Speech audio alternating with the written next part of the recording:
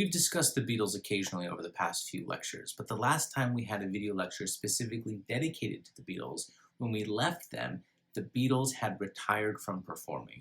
We're going to pick up their story from where we left off back then. So if you remember what happened is the Beatles were go, go, go, go, go from the time the band formed in the late 1950s to when they really solidified 1963 to their breakout American success in 1964, all the way through 1966. It had been nonstop. In fact, there's some really interesting books you can buy that are basically a schedule, an itinerary of the Beatles' lives during the 1960s that show everything they were doing every day itemized. It's amazing to be able to see what they were doing, just how busy they were. Every second of every day was a radio interview, a performance in the recording studio, promoting an album, filming a movie, doing a TV spot. Just every second of every day, they were so busy. So in 1966, the Beatles finally took their first break. They took a summer off. The four of them went their own separate ways and just relaxed for a few months, the first time they'd been apart from each other in a long time. And it's not that the Beatles had grown apart, but their priorities had started to change. They were starting families. They were getting to the point where their goals were different than they were when they were 17 years old. So they decide they are going to continue to be a band. They're going to continue to write and record music, but they're going to retire from performing. So after this point, the Beatles are done. In fact, their last performance is in San Francisco. And if you've seen the movie Dirty Harry starring Clint Eastwood, there's one scene about 2/3 of the way through that takes place in this big stadium. That was where the Beatles gave that final performance in 1966. They take a trip to India together, and George Harrison, well, all of them, but especially George Harrison, becomes interested in this idea of transcendental meditation. It's a way of meditating and a way of life that allows a person to unlock their ultimate potential and achieve this higher level of consciousness. And the Beatles begin studying not only transcendental meditation, but also Indian classical music. So when we say Indian classical music, think of a sitar. A sitar is sort of like a guitar, but with many strings, and it has the kind of the strings we would expect to see on a guitar going lengthwise.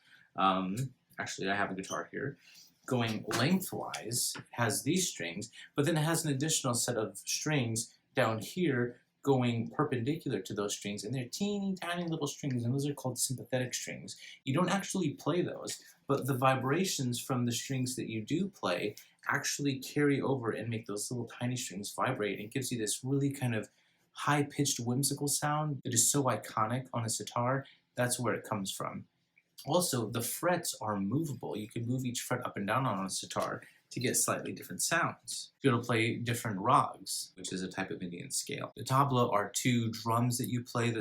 One is larger than the other. You play them with your hands sitting down. They're very specific patterns. So the Beatles are studying this music and this style of meditation because they work hand in hand.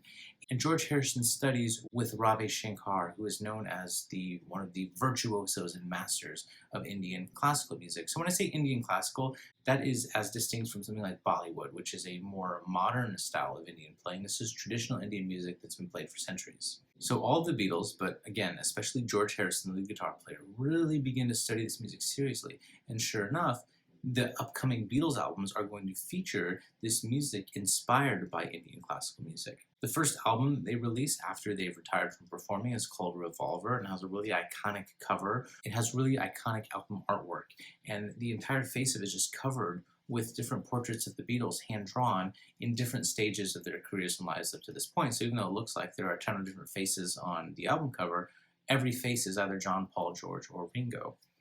Now, we've already discussed Revolver a little bit, so I don't want to go too deep into the details, but Revolver is known as the third greatest album of all time by Rolling Stone magazine. So Revolver is number 3 from 1966. Pet Sounds by the Beach Boys is number 2 from 1966. On November 9th, 1966, John Lennon meets a woman named Yoko Ono, and they fall in love, and they begin dating, and they will eventually get married. So Yoko Ono is an avant-garde Japanese performer, and avant-garde just means like the first line. It comes from the French military term, the first line of defense.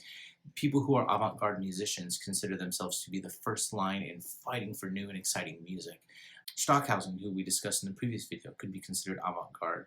I don't want to disparage this music and to belittle it, but if I were to just speak very plainly, most people who are not already fans of that music think of it as sounding weird and bad and would say things like, that's not really music. That's its own long discussion we can have a different day or maybe in one of our live sessions. But for now, let's just move forward saying that Yoko is an avant-garde performer. After Revolver, the Beatles released a double A-B side pair of singles called Strawberry Fields Forever and Penny Lane. And these two songs are significant in showing the difference in style between John Lennon as a songwriter and Paul McCartney as a songwriter. Both songs are about their experiences growing up. Strawberry Fields was the name of a Salvation Army children's home in John Lennon's neighborhood, and Penny Lane was the name of a street that Paul McCartney grew up on. The songs are so different in tone, even though they're about the same neighborhood in the same city during the same time period by these two people who hadn't met when they were young children, but would go on to become friends in their teenage years. So as you listen to them, keep that in mind. Strawberry Fields is John Lennon's account of his childhood, and Penny Lane is Paul McCartney's. Very different songs, very different tone and feel, but both are great pieces of music. On May 26, 1967, the Beatles released their next album, titled Sgt. Pepper's Lonely Hearts Club Band. This is the album we've been building toward. This is considered the greatest album of all time by Rolling Stone magazine. Because of that, I want you to listen to the entire album in order. It's very important that you listen to it in order. So I wouldn't suggest that you listen to a little bit now, while you're driving to school, and then listen to some more on your work break. No. I want you to find a time. It's less than an hour, so find a time when you can sit down and listen to the entire album all the way through. So this is what's called a concept album. I won't say that it's the first concept album, but I will say it's the first breakout concept album. It's the first huge mega album that so many people listen to that is a concept album. A concept album comes from the idea that there is this concept or theme that follows through the entire album, a thread. Sometimes it's a storyline, sometimes it's an emotion. Other examples of concept albums would be something like Jesus Christ Superstar. It's a Broadway musical turned into a movie, but it started as a concept album. Jesus Christ Superstar began as an album that someone would listen to, and they would hear the story of the last week of Jesus' life. Another example would be American Idiot by Green Day in 2004. That tells the story of young people growing up in this post 9/11 society.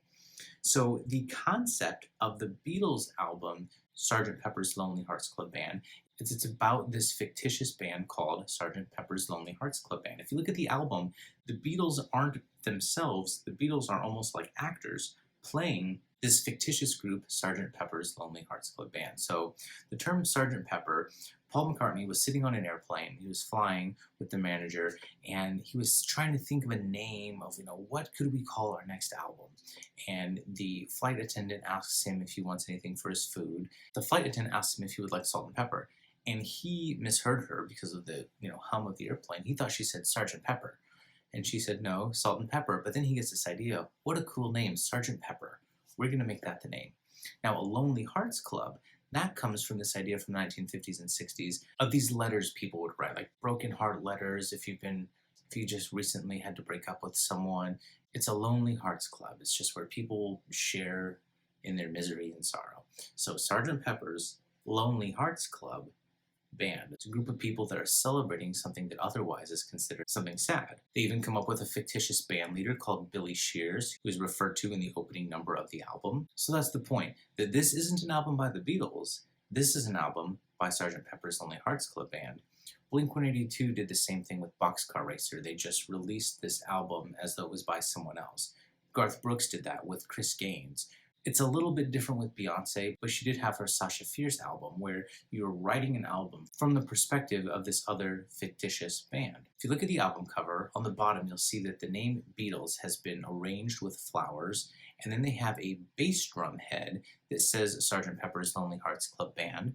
Above that you see the Beatles wearing this sort of military-style regalia with John Lennon in sort of the yellow-green, Ringo Starr in the pink, Paul McCartney in blue, and George Harrison in orange. John Lennon's holding a French horn, Ringo Starr is holding a trumpet, Paul McCartney's holding an English horn, which kind of looks like a clarinet, and George Harrison is holding a little piccolo, which is like a small flute. If you look around, you're going to see a lot of iconic, famous faces from the 20th century and faces who inspired events of the 20th century, including a picture of the Beatles themselves. So this wasn't edited afterward, this wasn't clip art or anything, this was actually a real photo taken. The Beatles in their uniforms were really standing in front of those flowers with the bass drum, and all of those faces you see behind them were cardboard cutouts that were actually on the set in a photograph. So you see Marilyn Monroe, Charlie Chaplin, Karl Marx, Marlon Brando. We could go through here, and every single person is significant. There were only two people that the Beatles originally envisioned including in this that the record label said, no, absolutely not. That was Gandhi and Adolf Hitler. They wanted to include Gandhi because he was this prolific peacemaker from India, but at this point, the English government and India still had a strained relationship, and there were a lot of countries that did not approve of what Gandhi was doing, so they thought it would hurt record sales too much to include Gandhi's photo. The record company did. And Adolf Hitler was originally going to be on this list because the Beatles wanted to include people that impacted and influenced the 20th century, and Adolf Hitler did have a significant impact on the 20th century. Well, those were the only two people who the record label refused to allow, but everyone else made the cut, and that's this iconic photo here of the Beatles themselves in the black suits to our left of the Beatles in their uniform, and then the Beatles with those uniforms, they are representing Sgt. Pepper's Lonely Hearts Club Band. There were two other really important aspects of this album. One was that they had these cardboard cutouts on the inside, so if you look at the insignia on their shoulders, things like that, or little mustaches, there was this cardboard cutout inside the sleeve of the album, and you could cut out these little souvenirs which tied in with the theme. Additionally, and this is the most important, the Beatles printed all of their lyrics on the back of the album. If you flip it around, it's all red and you just see all of the lyrics. This is tying in with the hippie aesthetic, that the lyrics are important. What you're saying matters, so much so that they wanted to make sure that someone listening at home could understand every single word that was being sung. Bob Dylan had never done this, and he was one of the leaders in the importance of song lyrics. So after this point, you'll see a lot of bands will begin doing this, but this was the first album that did that. The Beatles' Sgt. Pepper's Lonely Hearts Club Band, the first album to include lyrics on the back. Because this album is cited as the greatest rock album of all time, and you're going to listen to every song, we're actually going to go through and discuss every song on this very important album. So the opening number is called Sgt. Pepper's Lonely Hearts Club Band. That's just setting the stage for this fictional band so you can find out who they are and you're introduced to these characters like Billy Shears. The next song is called A Little Help From My Friends, sometimes called With a Little Help From My Friends, but on the very first release it was just called A Little Help From My Friends. And Ringo Starr sings this one. So Paul McCartney sang the first one. Actually, even though George Harrison was the lead guitar player, Paul McCartney played lead on the first number. So when you hear that intro, that's Paul on guitar.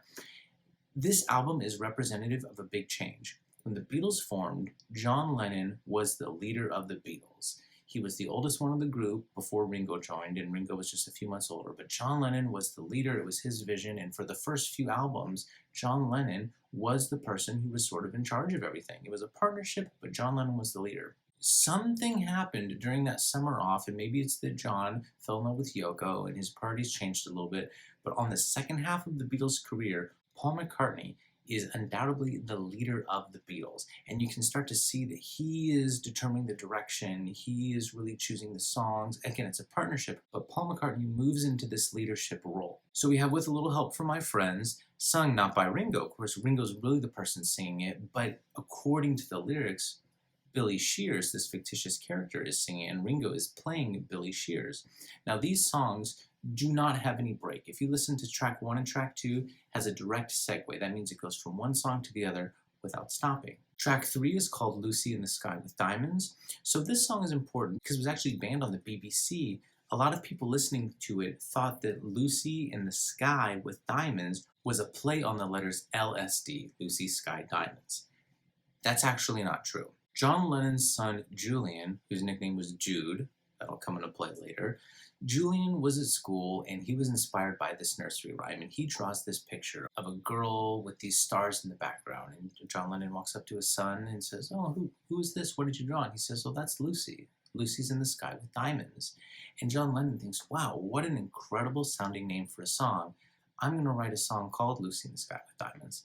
Now you can understand why people would think it's actually about LSD. If you listen to the lyrics, it sounds like an LSD trip. It sounds like a hallucination. But John Lennon always denied that that's what the song was about. And the reason I personally believe him when he denies that is because all the Beatles were very open about their opinions on drug use and when they thought drug use wasn't a bad thing. And they've never condemned LSD in general, so why would he lie about that? I just think it doesn't make any sense. I think it's a coincidence that it spells out the same letters, LSD, but despite what it sounds like it's about, that's not actually the inspiration of the song. Track 4 is called Getting Better, that features McCartney and Lennon. And in this one, John Lennon is so honest. There are certain aspects of his life, certain things that he's done that he isn't proud of, but he owns them. He owns up to those parts of his life in the lyrics of the song. And he says he's getting better. And the inspiration for that song title comes from this time when Ringo very briefly left the band. They had this dispute and he left for a few weeks, like 2 weeks. They had a different drummer and it just was not working out. And even though the rehearsals weren't going well, Paul McCartney would keep saying to John, well, it's getting better, it's getting better. And then John would say, well, it can't get much worse. And that became one of the lyrics in the song. The next song is called Fixing a Hole, and this song is about drug use. They've been very honest about that. And fixing a hole is about filling this void and using any means to fill this void. Drug use would be one of them. That's a Paul song. The next song is called She's Leaving Home. This was actually written by Paul McCartney and John Lennon. And they just woke up one morning and they read a newspaper article that a young girl ran away from home. And even though at the time they were only in their 20s, they were thinking, what must this girl's parents be going through? So they wrote this song called She's Leaving Home about this girl running away from the perspective of these worried parents. She's Leaving Home has this beautiful classical harp intro tying in with the hippie aesthetic. Track 7 is a John song called Being for the Benefit of Mr. Kite. John was inspired to write the song after walking down the streets of Paris, and he saw this poster from 1843 advertising this circus with two people, Mr. Kite and Mr. Henderson.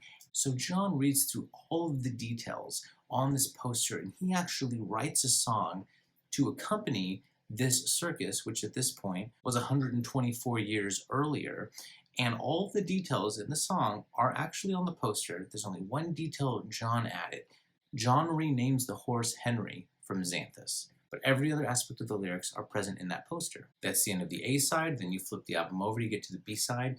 The opening song on the B side is called Within You Without You. The song was written by George Harrison, who also sings the song and plays guitar. The song features tabla, the Indian classical drums, as well as a violin section. And this song is written in 5/4. For those of you who are musicians and are familiar with time signatures, it's certainly one of the less common time signatures. And this song is about this Indian philosophy. So as you're listening to the lyrics, imagine this transcendental meditation. After that very deep, serious song, we get When I'm 64, which is just sort of a little ditty. It's a very lighthearted, fun song written by Paul, who I want to say he was 27 when this album came out.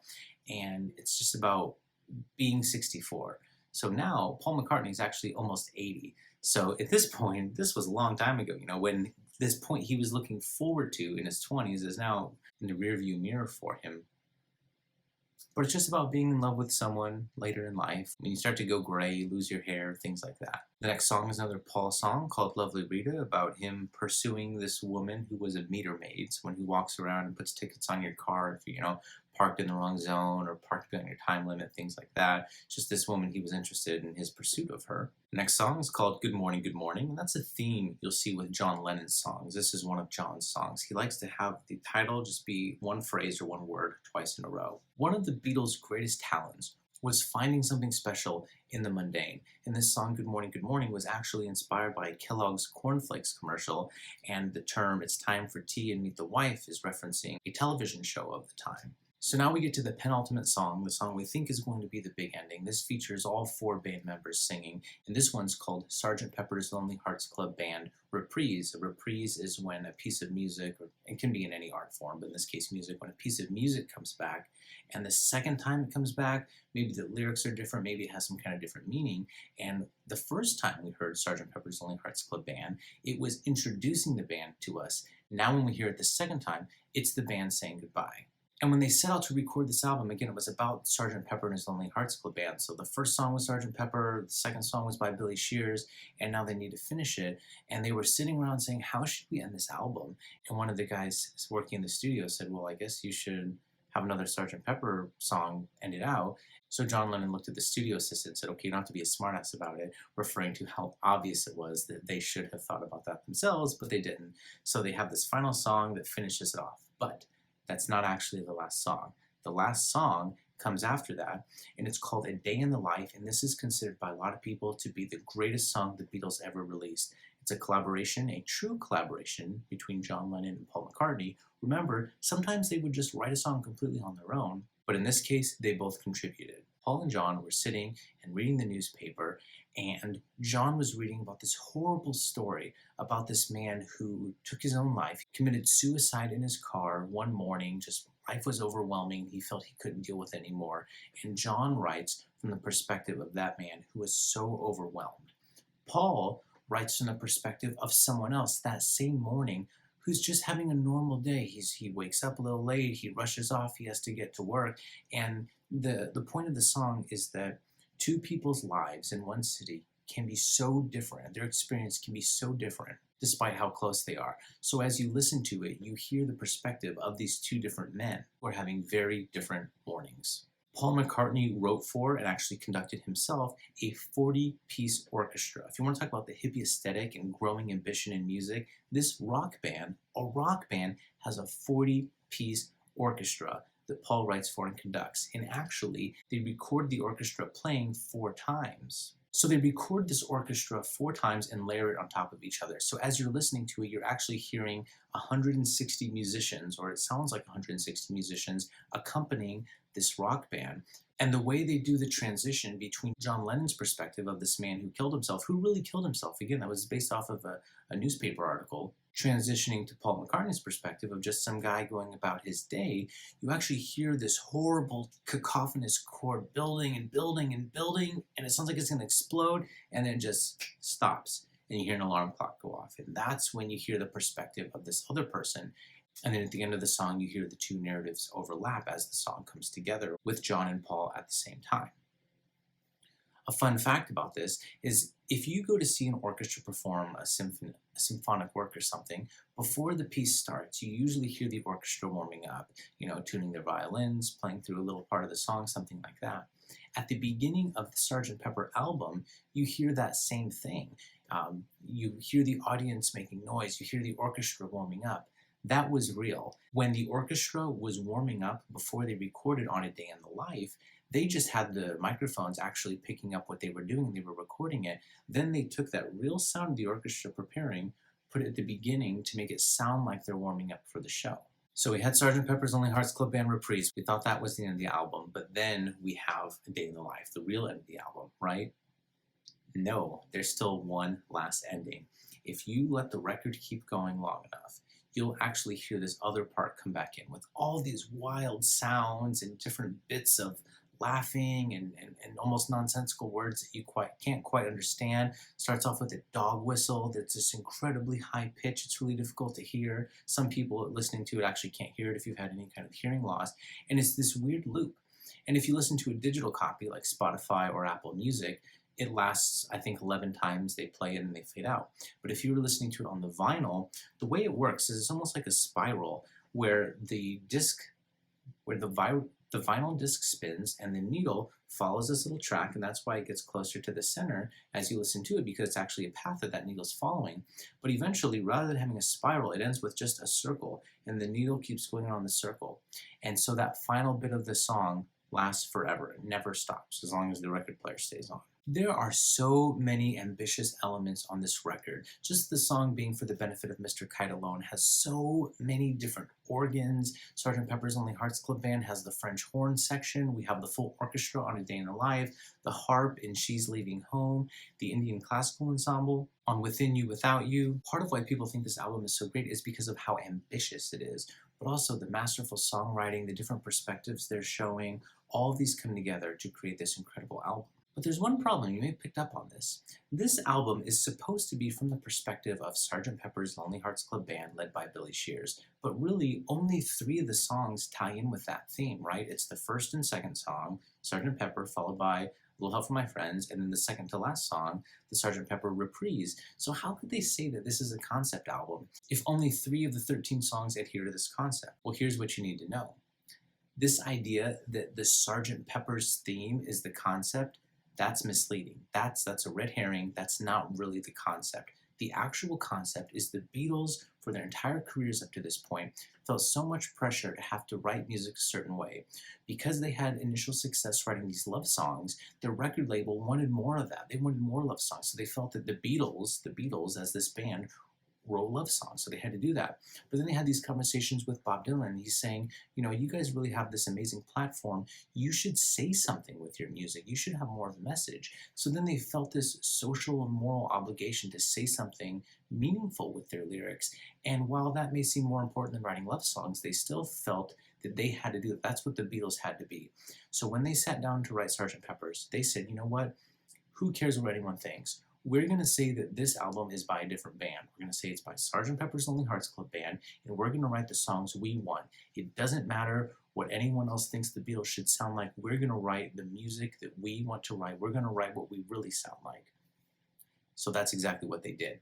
They wrote the songs they wanted to write without caring what anyone would think. For the first time in their careers, they wrote the music they wanted to write. Now, the greatest irony of this is they thought that they were writing music that wouldn't sound like the Beatles. But really, what they discovered was their own true voices. From this point on, they have found their voice as musicians and songwriters. And it's from this point on that we really hear the Beatles' true character. Without trying to please anyone else, this is their real music. That's the real concept of this album. So I hope you enjoy Sgt. Pepper's Lonely Hearts Club Band, what Rolling Stone magazine calls the greatest rock album of all time.